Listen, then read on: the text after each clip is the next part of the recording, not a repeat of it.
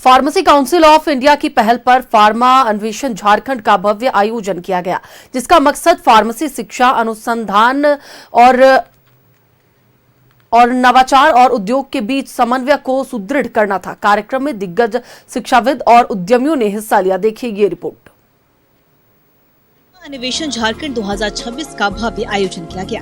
कार्यक्रम की मेजबानी RKDF यूनिवर्सिटी रांची के इंस्टीट्यूट ऑफ फार्मास्यूटिकल साइंसेज ने की।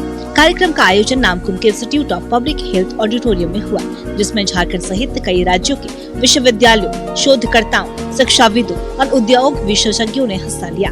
कार्यक्रम की थीम फ्यूचर फार्मा इकोसिस्टम, अकादमी, इंडस्ट्री, रिसर्च, रेगुलेटरी और प्रैक्टिस के बीच समन्वय रखी थी।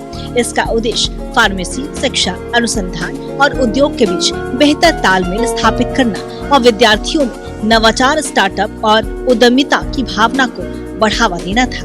आज के दौर में शिक्षा के क्षेत्र में फार्मेसी का महत्व लगातार बढ़ रहा है और इसको भी रेखांकित किया गया। कार्यक्रम में कई विशिष्ट अतिथियों ने हिस्सा लिया, जिसमें PCI एवं जूनस समन्वय फार्मा अन्वेषण के इसी सदस्य धर्मेंद्र सिंह सहित कई लोगों ने हिस्सा लिया। कार्यक्रम में स्वास्थ्य मंत्री डॉक्टर इरफान अंसारी ने भी शिरकत की। आज का जो प्रोग्राम है बेसिकली फार्मा इनोवेशन, ये हमारे जो फादर ऑफ फार्मेसी हैं ML सराफ जी के जन्मदिन के उपलक्ष्य में हम लोगों ने इनोवेटिव आइडिया को लाने के लिए दिया है।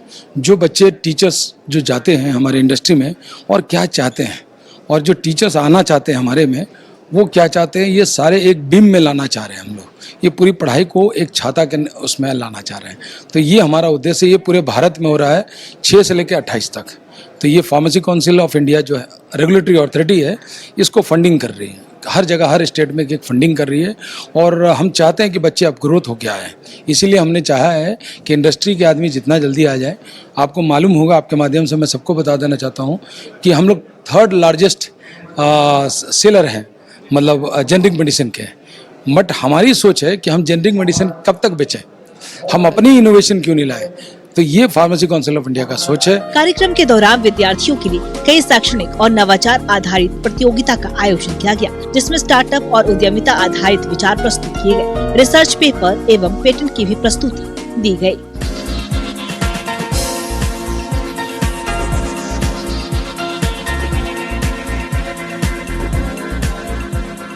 पूरे कार्यक्रम को लेकर विश्वविद्यालय के कुलसचिव डॉक्टर अमित कुमार पांडे ने बताया है कि यह आयोजन विद्यार्थियों के लिए एक महत्वपूर्ण मंच साबित हुआ है। प्रतिभागियों ने इस आयोजन को अत्यंत उपयोगी और प्रेरणादायक बनाया है। ऐसे आयोजन व्यापक स्तर पर होने चाहिए।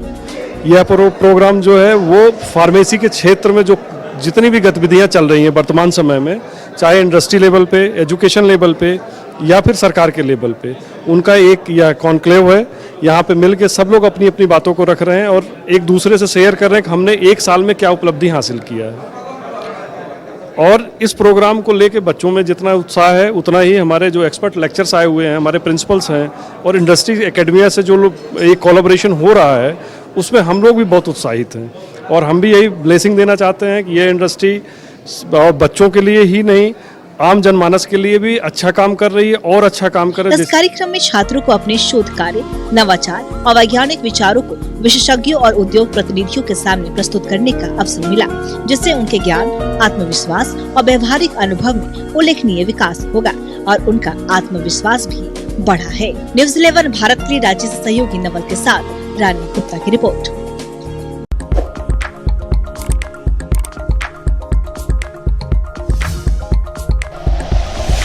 Like and share videos, subscribe करें हमारा चैनल और प्रेस करें बेल आइकॉन। न्यूज़ 11 भारत, सच है तो दिखेगा।